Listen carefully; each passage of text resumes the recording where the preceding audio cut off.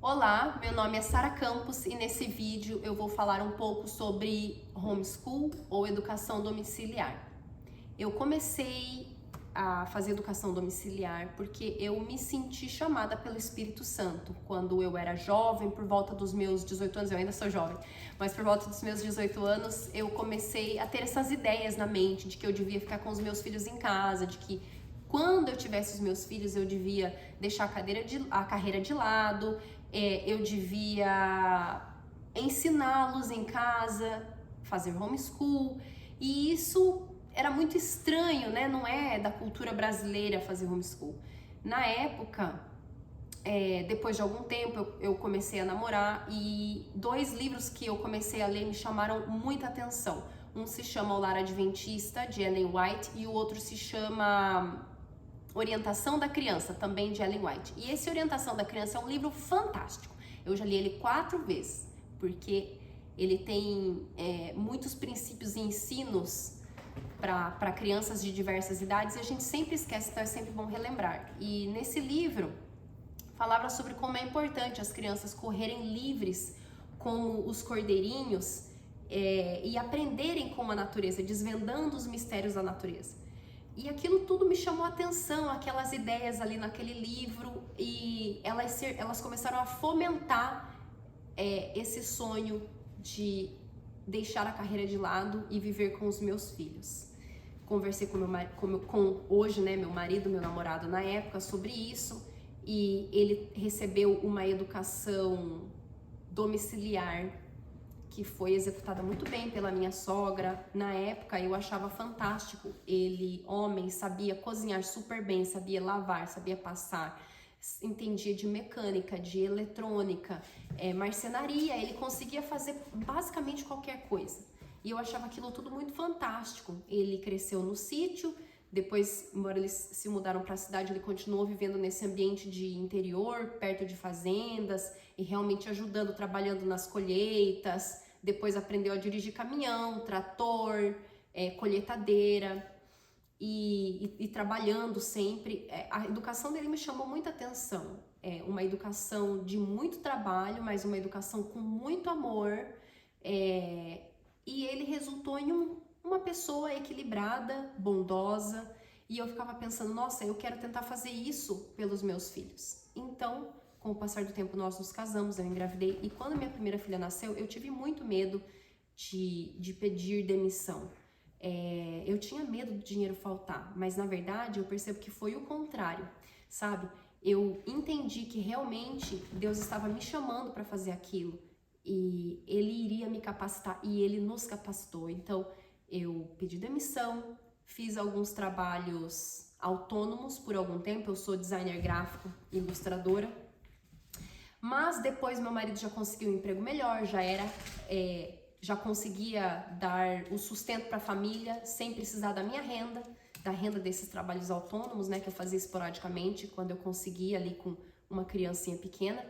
E ele só foi buscando desenvolvimento profissional, lógico, participando ali da família, e eu fui me aprofundando nessa parte de educação de filhos.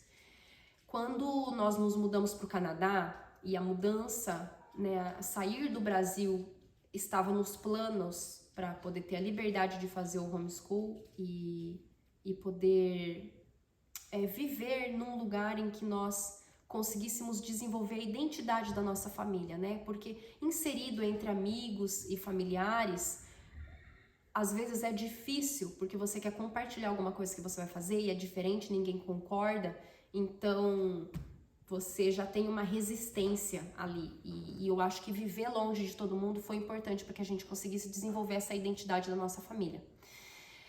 Então aqui no Canadá, quando minha filha estava com 3 anos e meio, eu pensei, bom, é hora de começar de fato a entender alguma coisa sobre educação para poder ver se aquilo que eu fiz até agora naquilo que eu posso melhorar.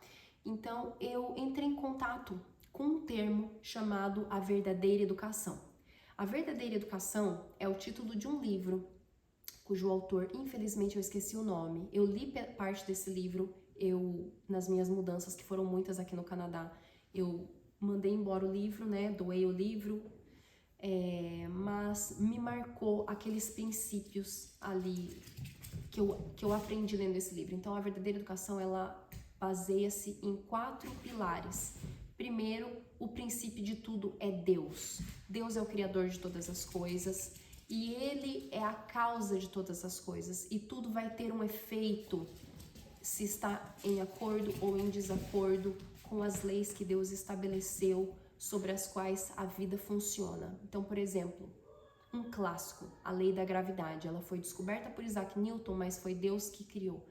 Você pode não crer na lei da gravidade e ignorar essa lei e pular de um prédio. Contudo, você vai cair e vai perder a sua vida.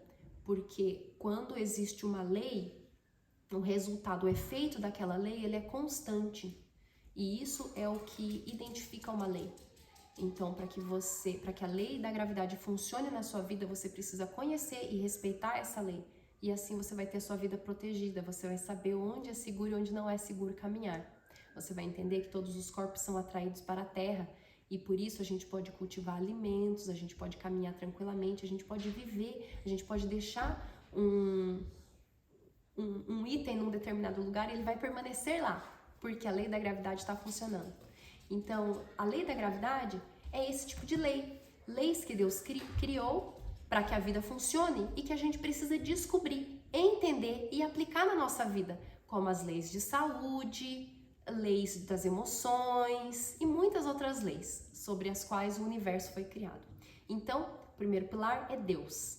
E como que a gente estuda Deus? A primeira fonte de conhecimento sobre Deus é a Bíblia, a revelação que Ele mesmo deixou de si mesmo. O segundo pilar da verdadeira educação é o desenvolvimento do caráter. Você vai aprender muitos princípios do caráter estudando a Bíblia, estudando, entendendo quem é Deus. Claro que a gente não vai... Poxa, Deus é infinito, a gente não vai conseguir entender Ele. A gente pode conseguir entender bastante coisa sobre Ele, estudando a Bíblia. E esse desenvolvimento do caráter, ele vai vir pela prática de atividades da vida no pilar do trabalho útil. Então, essas atividades da vida, atividades nas quais você vai precisar obedecer, nas quais você vai precisar ser abnegado, nas quais você vai precisar ser humilde, porque você vai estar limpando a bagunça que outro fez, assim o seu caráter é desenvolvido. O nosso caráter ele é desenvolvido por meio das dificuldades diárias. E nós devemos criar um certo ambiente de dificuldade para os nossos filhos. E assim, paulatinamente, eles vão depois cair no ambiente da vida, né? Que é completamente descontrolado, mas porque eles tiveram um treinamento, eles vão conseguir lidar com as questões da vida muito melhor do que se eles não tiveram esse desenvolvimento do caráter no seio da família, num ambiente controlado, onde flui o amor. E o quarto desses pilares é a exploração da natureza. A exploração da natureza vai aguçar a curiosidade por conhecimento, por entender, porque quando a gente explora a natureza, a gente percebe o design inteligente pelo qual Deus projetou todas as coisas. Então isso vai nos aguçar para buscar entender por meio dos livros e por meio da Bíblia como é que as coisas funcionam. E esses são os princípios da verdadeira educação com os quais eu entrei em contato aqui no Canadá, quando a Bárbara tinha 3 anos e meio, e eu entendi, poxa, é isso que eu quero fazer, que coisa mais linda, agora eu entendo por que Deus me pediu para deixar minha carreira de lado e dedicar-me aos filhos, porque até ali era bem difícil para mim, sempre foi difícil para mim ser uma dona de casa e deixar minha carreira de lado. Eu ganhava muito bem, eu era bem sucedida. E eu podia ganhar muito mais dinheiro, ilustrando, vendendo pinturas, mas eu entendi que encontrar propósito na vida, no lar, me ajudava a amar o chamado para o qual Deus me designou. E agora eu quero falar um pouquinho com você sobre como eu fiz disso uma prática, né? Com os princípios que eu identifico para que você consiga praticar esses pilares, esses 4 pilares da verdadeira educação aí na sua família. Então, como começar? Em primeiro lugar, encare isso como um emprego. Quando a gente olha a vida doméstica, a vida do lar como um emprego, muda o nosso olhar. A gente passa a se arrumar, a criar um tempo para a gente se arrumar, como para um emprego. Você vai se preparar, você vai estudar, você vai cuidar da sua aparência para estar ali junto com os teus colegas de trabalho. Na vida doméstica é a mesma coisa. Então, nós precisamos buscar informação sobre aquilo que nós vamos ensinar. Se nós vamos ensinar sobre Deus, primeiro eu preciso me informar e entender quem é esse Deus e aprender numa linguagem de adulto para que eu possa traduzir numa linguagem infantil. Nós vamos buscar conhecimento, vamos buscar cuidar da nossa aparência, cuidar da nossa saúde. Então, quando a gente encara isso como um emprego, é fundamental acordar mais cedo, tirar um tempo para ler a Bíblia, orar, para se arrumar, se pentear, passar uma coisa na cara, vestir, escolher uma roupa adequada, porque quando nós cuidamos da aparência, isso muda o olhar do marido e dos filhos sobre nós. Isso nos dá autoridade. Mostra para eles, poxa, se eu estou cuidando da minha aparência, eu estou exercendo esse papel, então esse papel tem valor e você deve prestar atenção no que eu vou dizer, porque o que eu estou dizendo tem valor. Então é isso que nós dizemos quando nós cuidamos da nossa aparência. E tem outra coisa também, eu percebo ao longo desses anos, né, nessa vida domiciliar, eu percebi muitas mulheres que abandonaram ou que nem tentaram ser donas de casa, mesmo percebendo a importância de que o filho estivesse sempre com a mãe, justamente por esse motivo, porque elas olham para esse papel com demérito, porque é assim que a sociedade nos ensina a olhar. E aí você de repente se vê sempre descabelada, sempre de pijama, e ninguém te ouve, e as coisas dão errado, você não consegue ter um controle sobre a rotina, sobre o que está acontecendo, e aí você pensa, não, isso não dá certo. Não, isso dá muito certo. Quando a gente encara isso como um trabalho, quando a gente vai procurar organizar a nossa casa, organizar o nosso dia, assim como você faz com as suas atividades no trabalho, você vai ter um treinamento para você trabalhar, então você vai procurar um treinamento para você se aprimorar na cozinha, se aprimorar na faxina, se aprimorar na educação dos filhos, você vai preparar a sua aparência para você se apresentar para a sua família, você não vai se apresentar para a sua família toda descabelada, toda descuidada. Então, isso é fundamental, é o princípio. Cuide de você. E aí, por meio do seu cuidado pessoal, cuidado com a sua saúde, cuidado com a sua aparência, você vai passar essa autoridade e você vai enxergar a beleza da função que você está desempenhando. Então, em segundo lugar, crie um espaço no tempo, crie e no ambiente para você poder executar o papel de educadora melhor. Então, como que vai funcionar isso? Criando um espaço no tempo, você precisa organizar uma lista de todas as atividades diárias que acontecem aí na sua casa, em você e seus filhos. Acordar, arrumar a cama, se vestir, guardar o pijama, fazer o de jejum, limpar a cozinha, comer, arrumar o almoço, limpar a cozinha depois do almoço e por aí vai, hora do banho e tal e tal. Você vai fazer uma listona de todas as atividades e uma lista das atividades semanais. Ir ao mercado, limpar o banheiro, tá? Você vai fazer uma listona lá, lavar roupa branca, lavar forro de cama, lavar roupa preta, sei lá. Vai fazer uma listona lá, cuidar do jardim, eu não sei. Você vai fazer a listona das suas atividades como dona de casa e das atividades do dia. Então, uma listona da semana, uma listona do dia. Depois você vai organizar essas duas listas. Organizar por horário e encaixando, talvez, as atividades da semana daí nessa lista diária, né? Tendo um ritmo diário e um ritmo semanal. E você pode fazer um recurso visual, né? Uma lista de figuras ou de nomes para que os seus filhos possam acompanhar e entender qual é o ritmo diário, a fim de que eles estejam conscientes do ritmo diário e eles possam fazer as atividades também. as crianças não gostam de ser pegas de surpresa, nenhum de nós adultos gosta, as crianças também não. Então, quando eles estão conscientes do que vai acontecer, eles ficam muito mais seguros, tranquilos, e quando chega a hora, eles já sabem que depois de brincar vai ser a hora do banho, então isso vai evitar tantos choros na hora de guardar os brinquedos, por exemplo. Agora, sobre como fazer esse espaço, criar esse espaço no ambiente. Então, você precisa, para conseguir praticar, né, essa exploração da natureza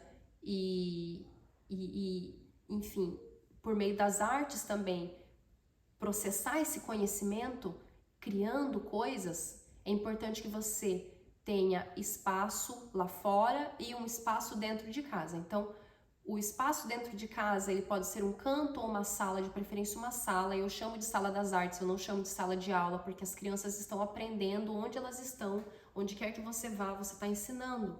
Então, o ensino não é restrito àquela sala, mas você precisa ter um espaço para que você possa, começou a fazer atividade de pintura e deu a hora de subir para o almoço, você não precisa necessariamente tirar todas as coisas da mesa, porque você vai ter que servir o almoço. Isso, antes eu não tinha esse espaço e era muito caótico, então eu já tô te dando a dica. Tenha um espaço separado para você fazer atividades com as suas crianças. No começo, quando eles são pequenininhos, vai ser muitas artes, né? Muito artesanato, muita pintura, muito desenho, com folhas e colagens, com as coisas da natureza, e desenho e explorar textura.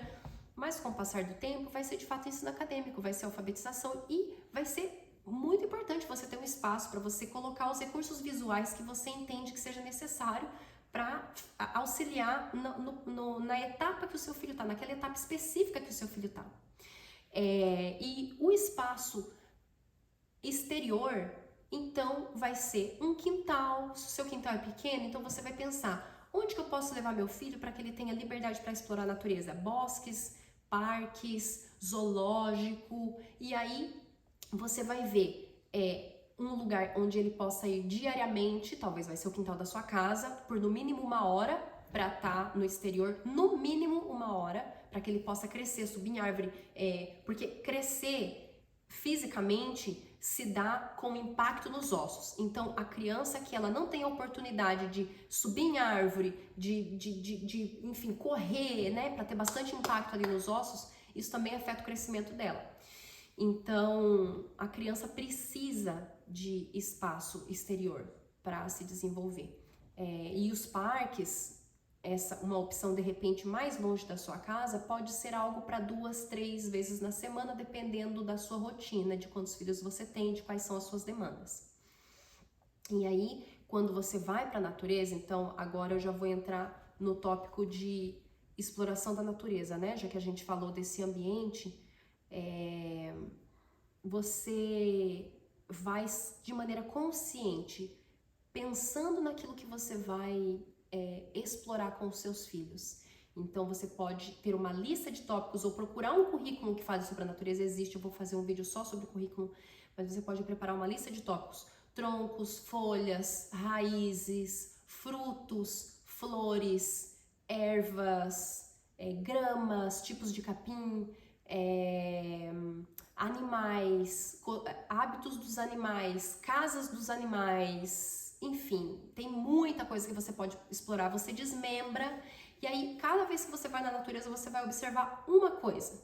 Hoje a gente vai só observar os troncos das árvores, então você vai falar sobre as diferentes colorações, vocês vão sentir as texturas, e aí vocês podem, dependendo do nível da criança, né, do nível de aprendizagem acadêmica, você vai falar sobre o som da primeira letra, ou você vai falar da primeira letra, ou você vai perguntar como é que se soletra aquele nome, aquela palavra, ou você vai de repente, e depois você pode chegar em casa, mostrar um vídeo sobre talvez uma dúvida que a criança teve, ou alguma curiosidade, e assim você vai construindo memórias e você vai dando bagagem para a criança, e quando ela chegar na fase de aprendizagem acadêmica, ela vai acessar aquele arquivo de memórias e isso vai facilitar bastante o processo de aprendizagem, porque na verdade já é processo de aprendizagem, né? Só não é um ensino formal acadêmico. Algo também que eu acho importante pontuar aqui agora, que eu lembrei, o nosso cérebro, ele cresce assim, de baixo para cima. E essa primeira parte aqui do cérebro, que ela é responsável especialmente pela motricidade e inteligência emocional, ela é a primeira parte do cérebro que se desenvolve. E quando eu estava estudando, né, depois que eu entendi o que era verdadeira educação, eu esbarrei com essa informação do desenvolvimento neurológico da criança, a importância de uma alfabetização tardia, a importância dessas experiências reais, sensoriais, né, que vai explorar audição, olfato, visão, paladar, para esse processo de desenvolvimento neurológico. E a importância das atividades do dia a dia com a mãe, dessas conversas, desse estudo da Bíblia nessa fase em que a criança está desenvolvendo a inteligência emocional dela. Depois por volta dos 8 anos, né, com o crescimento do cérebro, o cérebro ele vai crescer uma parte responsável pelo desenvolvimento da lógica. A criança vai estar mais apta a aprender matemática, línguas e outros, e a formalização das formas de conhecimento às quais ela já foi exposta na primeira infância por meio dessas experiências na natureza. Então nós não precisamos ter pressa para o ensino formal. Contudo, depois em outro vídeo eu vou falar sobre currículos, como você escolher, quais eu optei, quais eu já experimentei e gostei, mas eu gosto sempre de explorar coisas novas, né? E é muito gostoso estar mudando, eu gosto dessa flexibilidade da educação domiciliar, mas no processo de aprendizagem, a criança ela não vai aprender numa única lição. Então assim, algo que é fundamental é ter a paciência. Você vai ensinar e não necessariamente você vai ver a criança aprender. E tá tudo bem. Eu nunca fiz teste de aprendizagem aqui em casa. Eu não acho necessário, porque eu vou observando e eu vejo que a criança, aquele conhecimento que ela tá tendo, ele vai se somando a outros e ela vai se desenvolvendo. Mas isso vem no processo dos meses, não é da noite para o dia. Contudo, óbvio que para alfabetização e ensino da matemática existe método e é lógico que é importante aplicar, né? Não deve ficar assim solto. Então, eu recomendo que você adquira um currículo, existem currículos gratuitos, ou que você consiga elaborar um plano acadêmico, talvez auxiliado por uma pedagoga, por exemplo. São opções que você pode fazer, ou até você pode contratar professor particular para determinados assuntos dos quais você não tem conhecimento para passar. Por exemplo, as crianças têm professor de piano e de violino. Esse não é um conhecimento que eu quero adquirir para passar para eles, embora eu saiba alguma coisa de piano, mas assim, nem se compara com o que a professora pode oferecer. Mas quando eles eram bebês e bem pequenininhos, eu estava sempre tocando em casa uma musiquinha no piano lá, algumas que eu sei, e isso estimulou o conhecimento, aguçou a curiosidade. Então quando chegou a hora deles aprenderem, eles já tinham a noção de que aquilo existiam e eles desejavam aprender também. Então, na primeira infância, a gente vai estimular a criança de diversas formas. Você não precisa saber tocar um instrumento para pegar um instrumento e brincar com a criança, por exemplo. Você não precisa ser um artista para desenhar com seu filho e estimular ele o desejo de desenhar, o desejo de pintar. Você não precisa ser um engenheiro para mexer com pequenos circuitos e estimular na criança o desejo de aprender aquilo ali no futuro. E aí, depois que a criança passa dessa fase da primeira infância, então vai vir o ensino formal e aí você vai ver como é que você vai fazer. O quarto tópico que eu quero enfatizar é o tempo do dia para o estudo da Bíblia. Então, eu quero dedicar um outro vídeo só para explicar como é que nós fazemos aqui em casa. Mas esse estudo da Bíblia, ele precisa ter uma frequência.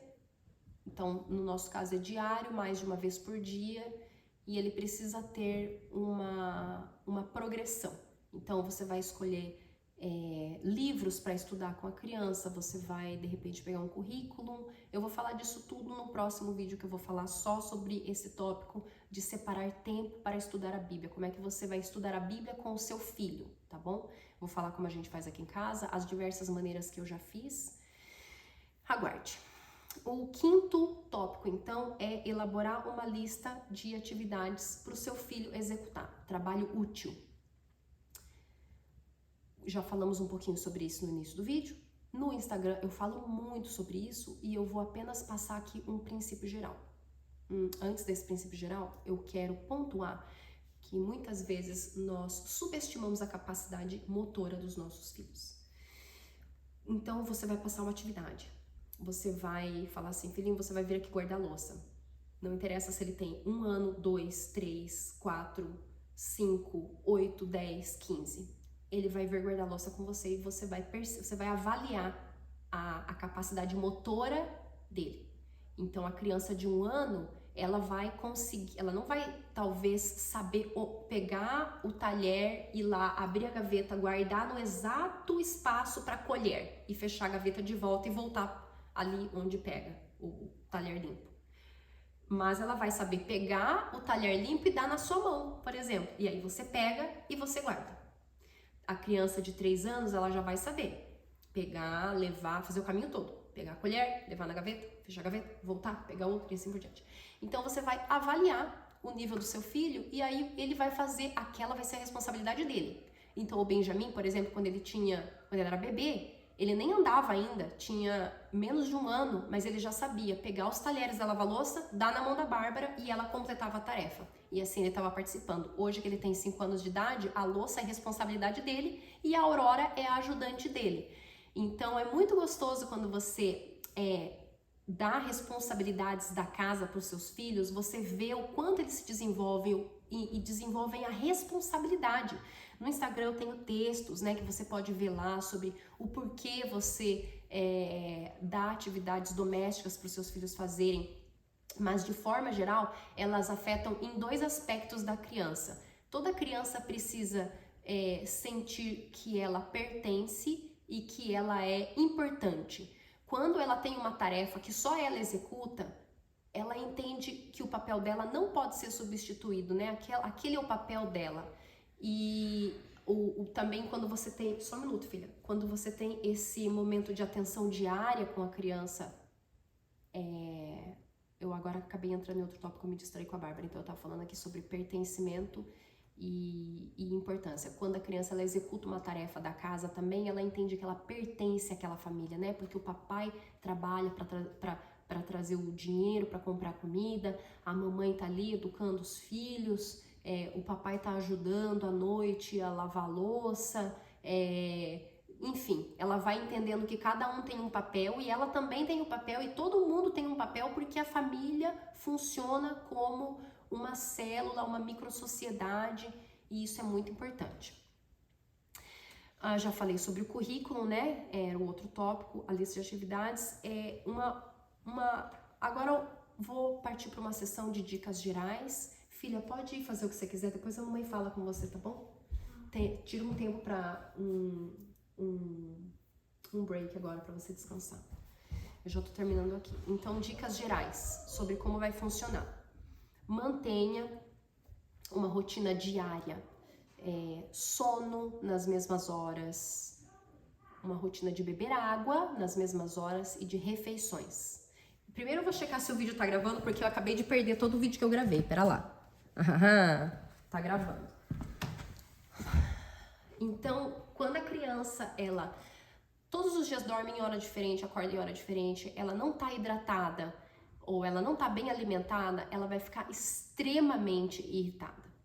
E isso vai prejudicar tudo, vai prejudicar a aprendizagem dela, ela vai ficar distraída. Se ela também come demais, tá toda hora comendo um lanchinho, o sangue, em vez de estar no cérebro, tá sempre aqui no estômago e ela tá constantemente distraída, não tá conseguindo focar. Se a comida que ela come é uma comida inflamatória, se ela come muito trigo, muito pão, muita coisa à base de trigo, muita coisa à base de queijo, muita coisa à base de leite, é muito açúcar. Isso fermenta no nosso estômago, produz álcool, vai para a corrente sanguínea, a criança também fica distraída, assim, ela não consegue focar, fazer um trabalho com rapidez e agilidade, fazer bem feito. Então, a nutrição, ela é muito importante para que o ritmo da casa funcione, para que você e o seu filho consigam fazer as atividades da maneira apropriada. Então, cuide da parte da nutrição. Faça as refeições em horários regulares e refeições bem nutritivas. Os nutrientes, o tipo de alimento mais rico em nutrientes é o alimento cru. Então busque dar bastante coisa crua para os seus filhos na hora das refeições, antes dos pratos cozidos. E a água também é fundamental no intervalo entre as refeições. Então talvez ali depois de 1, 2 horas que você ou seu filho comeu, você vai sentir vontade de comer alguma coisa. Isso não é fome, isso é necessidade de nutrientes. A nossa comida vem do estômago, ela passa para o intestino e ela vai fazer um caminho, vai percorrer o intestino por 12 horas. O caminho é lento e para ela avançar, ela precisa de água. Quando a gente ingere água, essa água hidrata o bolo alimentar e ele vai percorrendo esse caminho e vai liberando, à medida que ele vai passando ali pelo intestino, liberando nutrientes, vai sendo comido pelas bactérias que estão ali naquela região e isso vai liberando nutrientes na corrente sanguínea e assim a gente se sente cheio de energia. Então, se você tem vontade de beliscar o seu filho, saiba que isso é necessidade de água. E quando o seu filho, de repente, ele está fazendo uma atividade, ele está muito distraído, muito disperso, isso pode ser falta de água. Quando ele está irritado, isso também pode ser falta de água. A outra dica é: tenha um momento de atenção individual todos os dias sagradamente. No mínimo 5 a 15 minutos. Vai fazer com que o seu dia flua bem melhor, com que o seu filho seja mais colaborativo, você não precisa ficar dando ordens repetidamente. Isso é muito importante, essa atenção individual é muito importante. Praticamente todo problema de mau comportamento deriva de carência. A outra dica prática que eu dou é: tudo que você puder, faça virar artes. Quando a gente estimula todos os nossos sentidos, audição, olfato, paladar, visão, tato, o conhecimento ele fixa de uma forma muito especial. E outra coisa, quando tem o afeto envolvido, o afeto ele faz com que todo tipo de conhecimento ele vai virar redes neuroniais aqui no nosso cérebro. E quando a gente tem o afeto, eu vi um estudo científico muito lindo e me ocorreu de mencionar, mas eu não vou saber todos os dados agora para te dizer, mas eu lembro dessa imagem. O afeto, ele faz como uma camada, sabe que nem quando a gente passa fita isolante, assim? Então imagine as redes neuroniais, né? Elas estão todas assim, as correntes neuroniais e tal. Quando tem afeto envolvido no processo de aprendizagem, esse afeto ele faz, assim como um isolamento, sabe? E ele gruda aquilo ali e faz daquele caminho do cérebro, daquele caminho para aquele conhecimento forte e sólido. Então é muito importante que você esteja paciente e fale sempre com amor, com jeito, cuide do seu tom de voz. Eu sei que não é fácil, muitas vezes a gente vai perder a paciência. Quando você perder a paciência, o que vai acontecer frequentemente, busque analisar por que você perdeu a paciência. Será que você tomou sua água já? Será que você está bem alimentada? Peça desculpa, né? Explique: olha, mamãe perdeu a paciência com você, mas isso não tem nada a ver com você, tem a ver comigo. Eu que ainda estou aprendendo a lidar com as minhas emoções, me perdoe. Elogie, de repente, a atividade que você previamente criticou ou se implicou, perdeu a paciência. E lembre-se que nesse processo com o seu filho, ensinando ele, quem mais aprende é você. Então, talvez traumas, situações que você viveu na infância vão ser revisitados e talvez isso vai trazer uma carga que vai te deixar impaciente em determinados momentos. Busque aprender sobre psicologia, busque se estudar, se analisar e suprir as tuas necessidades afetivas. Então lembre-se que para você conseguir dar amor para os seus filhos, você precisa ter amor do seu marido, você precisa se cuidar da sua saúde, você precisa cuidar de você primeiro para que você esteja habilitada a cuidar da sua família.